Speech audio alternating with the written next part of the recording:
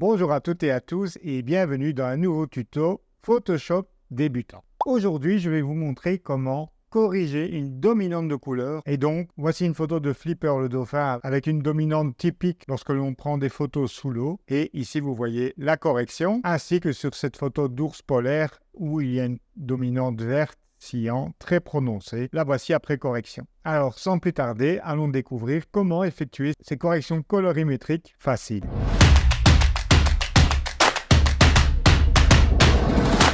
Alors, bien souvent, les images de prise de vue sous-marine présentent des dominantes assez fortes bleutées et sont parfois difficiles à corriger. Donc, les plus perspicaces d'entre vous me diront, pour neutraliser une dominante de couleur, il suffit d'utiliser le curseur balance des blancs. Alors ici, on n'est pas dans Lightroom et on est sur un fichier, comme vous pouvez le voir ici, JPEG. Donc ce n'est pas du fichier RAW, mais néanmoins, on peut essayer d'ajuster la balance des blancs sur un fichier JPEG. Alors, comment on peut faire ça dans Photoshop? Eh bien, on peut le faire en lançant le filtre Camera Raw. C'est comme le module de développement de Lightroom. C'est pareil, sauf que c'est disposé un peu autrement et parfois que les noms changent. Donc pour ça, vous allez dans Filtre et vous allez choisir Filtre Camera Raw. Voilà donc la fenêtre de Camera Raw qui s'ouvre. Et donc, pour régler la balance des blancs, le moyen le plus facile habituellement est de saisir la pipette et de cliquer dans l'image sur quelque chose qui est censé être gris. Alors, on sait déjà d'office que ce n'est pas l'eau, mais par exemple, le dauphin, il y a de fortes chances qu'il soit gris. Eh bien, comme vous pouvez le voir, ce n'est pas terrible du tout. Ici, c'est devenu gris, mais ici, c'est devenu tout cyan. J'appuie ici et là, il devient tout rose.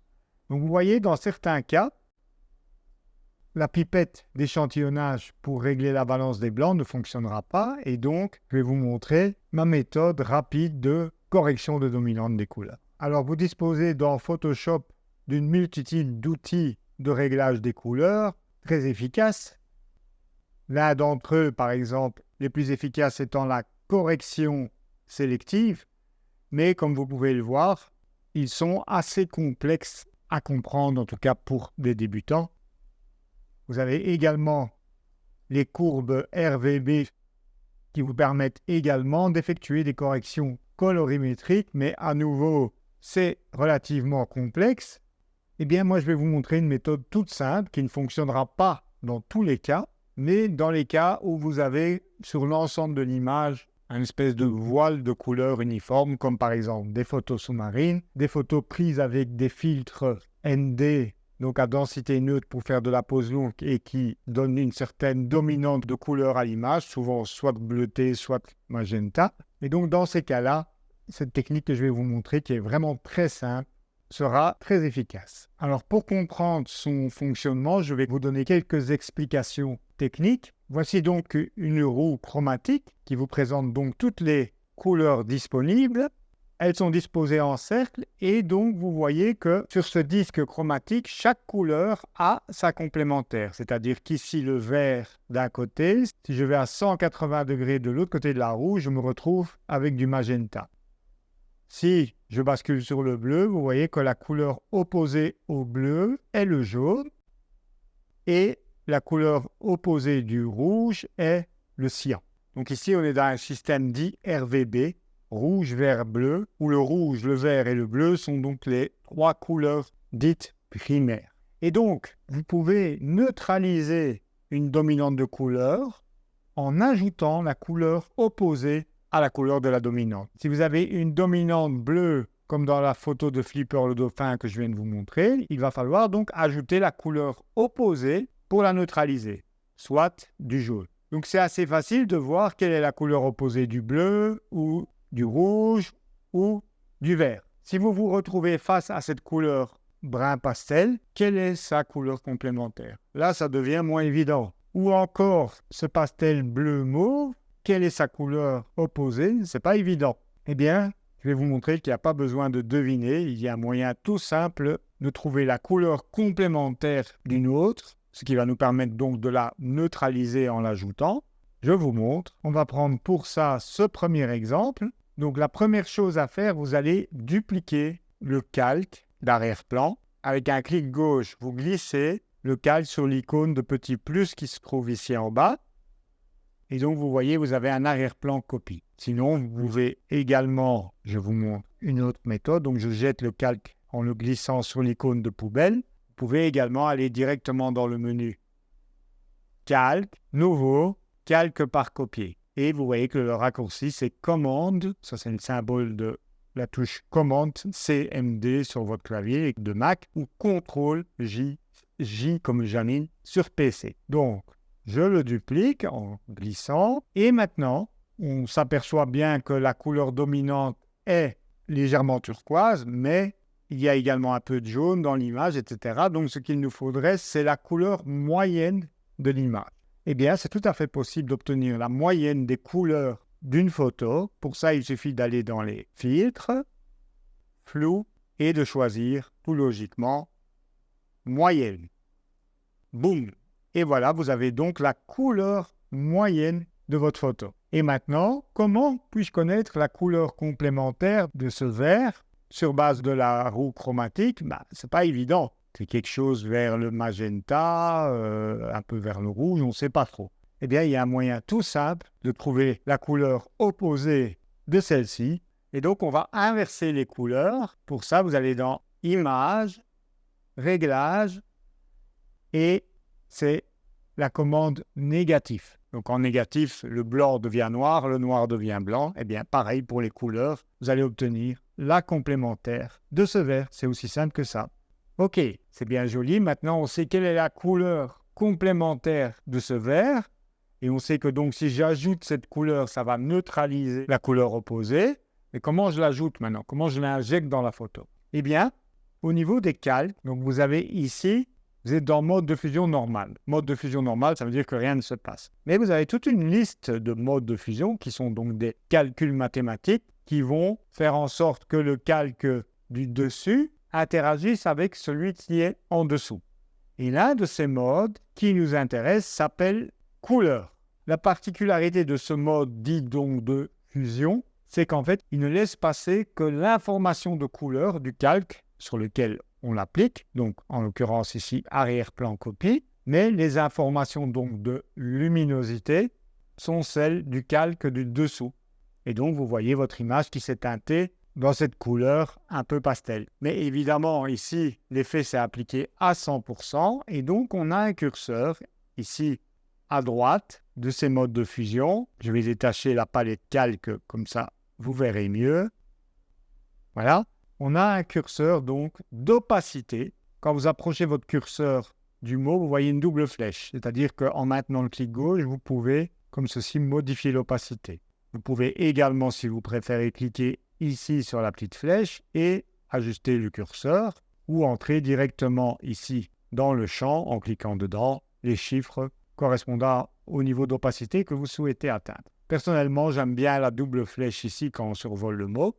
Donc, je vais aller à 0 et ce que je vais faire, c'est tout doucement remonter, voilà, l'opacité jusqu'à atteindre un niveau, voilà, où la dominante de couleur disparaît. C'est une espèce de balance, donc je vous remonte ici. Vous voyez, les couleurs sont en balance comme ceci. Et donc, quand vous ajoutez la complémentaire, ça fait pencher la balance d'un côté. Maintenant, attention aussi, si vous ajoutez trop de la couleur, l'image va présenter une dominante de la couleur opposée. Si ici, maintenant, je monte trop l'opacité, voilà, vous voyez que l'image devient rosée. Il faut trouver donc l'équilibre, donc le moment où, en fait, vous n'avez aucune des deux couleurs qui est dominante dans l'image. Donc ici, ça se situe aux alentours de 51%. Je vous fais un avant, après. Je récapitule donc la technique avec Flipper le dauphin. Donc, premièrement, on duplique le calque. Calque, nouveau, calque par copier. On va lui appliquer un filtre de moyenne. Filtre flou moyenne pour avoir la couleur dominante dans l'image. Alors ici, on pouvait s'en douter que ce serait le bleu.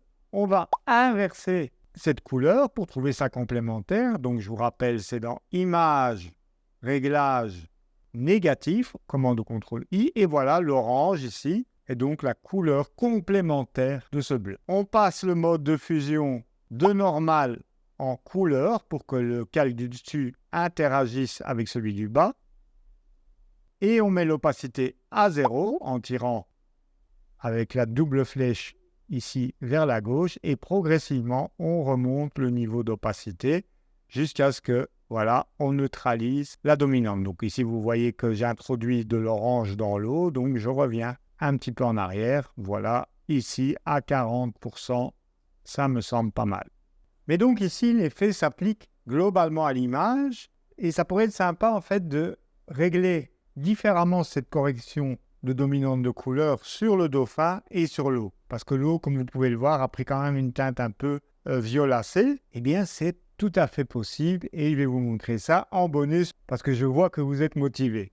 Alors, pour faire ça de manière sélective, donc, je vais vous montrer donc comment sélectionner le dauphin. Je vire le calque 1 qui appliquait donc la correction de dominante de couleur de manière globale. Je le glisse sur l'icône de poubelle, ici en bas à droite. Et donc, on va venir sélectionner le dauphin. Je vais au préalable attacher ma palette de calque ici à la colonne de droite. Donc, vous voyez quand ça devient bleu, ça veut dire que vous pouvez l'attacher comme ça. Cela restera fixe ici. Eh bien, vous avez dans la barre contextuelle ici en bas, l'option de sélectionner un sujet. Alors, si vous ne voyez pas cette barre, il faut aller dans Fenêtre, et tout en bas, vous avez à cocher barre des tâches contextuelles. À noter que cette barre n'existe que dans les dernières versions de Photoshop, bien entendu. Donc, je clique sur sélectionner un sujet, et comme vous pouvez le voir ici en pointillé, il a bien détecté le dauphin comme mon sujet. Donc maintenant, je voudrais trouver quelle est la couleur moyenne, non pas de toute l'image, mais juste du dauphin. Mais il faut d'abord dupliquer le calque afin que la méthode que je vous ai montrée précédemment fonctionne.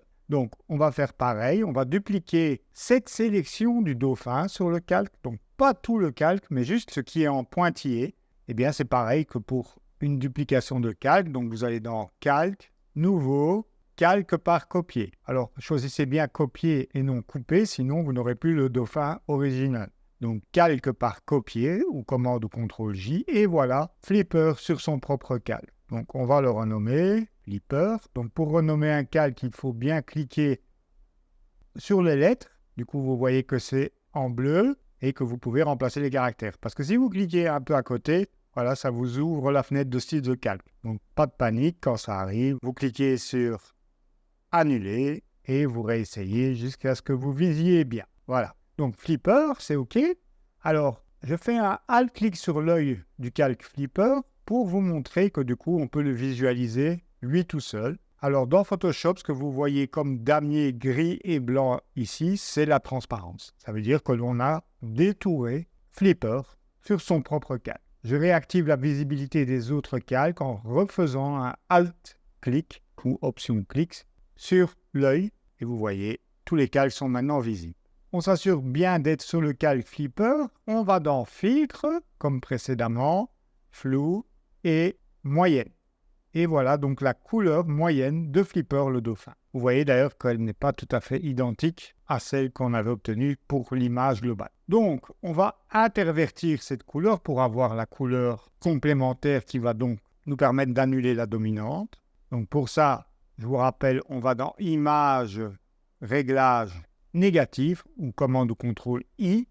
Et voilà Flipper en brun orange maintenant. On va changer le mode de fusion du calque de normal à couleur pour ne laisser passer, comme son nom l'indique, que les informations de couleur de ce calque et laisser transparaître donc les informations de luminosité du calque qui est en dessous. On passe l'opacité à 0 en tirant avec la double flèche vers la gauche et progressivement on va remonter cette opacité jusqu'à obtenir une neutralisation de la dominante bleue. Et je pense qu'ici on est pas mal à 53. Voilà. On fait un petit avant-après en cliquant sur l'œil du calque Flipper. Avant, après. Première étape. Maintenant, on veut appliquer une correction de dominante de couleur sur l'eau. Donc, c'est l'arrière-plan. Est-ce qu'on a ici dans la barre contextuelle sélectionné l'arrière-plan? Eh bien, malheureusement, non. On a supprimé l'arrière-plan. Ce n'est pas ce que je veux. Je veux sélectionner l'arrière-plan. Eh bien, l'arrière-plan, en fait, c'est le contraire, l'opposé de la sélection du sujet. Donc, si je fais une sélection du sujet, hop, ici, il n'a pas réussi. Pourquoi? Je ne suis pas sur le bon calque. Vous voyez, je suis sur le calque Flipper. Pour sélectionner mon arrière-plan, il est visible que dans le calque d'arrière-plan. Il n'est pas visible ici, puisqu'on a de la transparence. Donc, il faut d'abord penser à se mettre sur arrière-plan. Je retente une sélection. Alors, comme vous voyez, maintenant, je n'ai plus accès au bouton sélection du sujet parce qu'il y a déjà une sélection qui est active, il y a des pointillés visibles. Et vous avez l'option ici, désélectionner. On retente le coup et cette fois, c'est bon. Donc, maintenant, j'ai réussi à resélectionner Flipper, mais je veux l'arrière-plan. Eh bien, c'est donc l'inverse de cette sélection. Eh bien, il est tout à fait possible d'intervertir une sélection. Comme on a vu qu'on pouvait inverser la couleur, on peut également inverser une sélection. Pour ça, vous pouvez aller dans le menu Sélection et choisir donc la quatrième option, Intervertir, commande ou contrôle Shift-I. Et donc, vous voyez, les pointillés maintenant sont autour du cadre, ce qui signifie donc que c'est bien l'inverse. Je suis bien sur le calque d'arrière-plan. Je vais dupliquer cette sélection d'arrière-plan sur son propre calque. Donc, calque, nouveau, calque par copier. Et voilà, on a l'arrière-plan tout seul cette fois. Si je fais un Alt-clic sur l'œil du calque que je viens de dupliquer, vous voyez, il y a uniquement l'eau. Alors, Alt-clic pour réactiver tous les calques. Je vais le renommer arrière-plan, voilà. Et donc, maintenant, en ayant bien pris soin de sélectionner ce calque qui contient uniquement l'eau, je vais dans Filtre, Flou, Moyenne. Et voilà la couleur moyenne de l'eau qui est un peu différente de celle qu'on avait obtenue précédemment. On va l'inverser. Alors, je vais utiliser le raccourci clavier, commande ou contrôle I. Voilà, pour ne pas le confondre avec l'autre calque d'arrière-plan, on va mettre O. Voilà, ce sera plus parlant. Normal, mode de fusion normal, mais je vais chercher couleur, je baisse l'opacité à 0 et progressivement, alors je vais un peu revoir l'image en grand, je remonte l'opacité jusqu'à trouver une valeur où ça ne devient pas trop magenta dans l'eau, donc je reviens un petit peu en arrière, voilà, là ça me semble pas mal, je vous montre avant, après en cliquant sur l'œil du calque O. Et je vais regrouper pour terminer ces deux calques O et Flipper dans un même dossier. Comme ça, je pourrai, en activant ou désactivant l'œil du dossier, voir la modification dans son ensemble. Donc, pour sélectionner un calque qui est juste au-dessus ou en dessous d'un autre, il suffit de maintenir la touche Shift ou majuscule enfoncée. Vous voyez que les deux sont à présent colorés et vous venez en bas cliquer sur l'icône de Nouveau groupe, celle qui ressemble à un petit dossier. Hop, voilà. Vos calques sont à présent regroupés dans un dossier. Vous voyez qu'il y a une petite flèche à gauche. Si vous cliquez dessus, ça ouvre le groupe. Si vous recliquez dessus, ça le referme. On va renommer aussi le groupe. Donc, c'est correction dominante couleur. Je vais désactiver l'œil du calque pour voir la correction globale avant-après. Avec donc, je vous le rappelle, une correction différente pour Flipper que celle de l'eau. Voilà, ça c'était le petit bonus pour vous permettre donc d'effectuer cette méthode de correction colorimétrique, mais de manière aussi localisée. Voilà, j'espère que cette dernière manipulation ne vous a pas trop effrayé. Je vous invite à mentionner en commentaire si vous avez trouvé que c'était trop complexe, puisque j'essaye, comme je vous l'ai dit déjà précédemment, d'adapter au mieux ces tutos de catégorie débutant à la majorité d'entre vous. Je continue tout l'été et même après pendant l'année à publier des tutos de catégorie débutante. Néanmoins, si vous souhaitez intégrer une formation plus approfondie et plus complète de débutants, sachez qu'elle va ouvrir en septembre prochain. Si vous désirez être tenu au courant des conditions de l'ouverture, etc., je vous invite à renseigner vos coordonnées à cette adresse ici, donc olivierrock.com, découvrez Lightroom Photoshop, où il y a un petit formulaire pour laisser donc vos coordonnées afin que je vous informe une semaine ou deux avant l'ouverture de ces formations. Je vous remercie de votre intérêt à cette série de vidéos. N'oubliez pas de mettre un petit pouce en l'air si vous avez trouvé ce tuto utile. Et moi, je vous dis à très vite pour de nouveaux tutos Photoshop et Lightroom débutant. Ciao, ciao!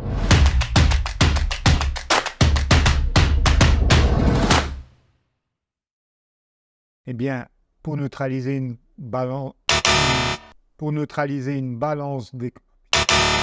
Pour neutraliser une dominante de couleur, il suffit d'utiliser la balance des blancs.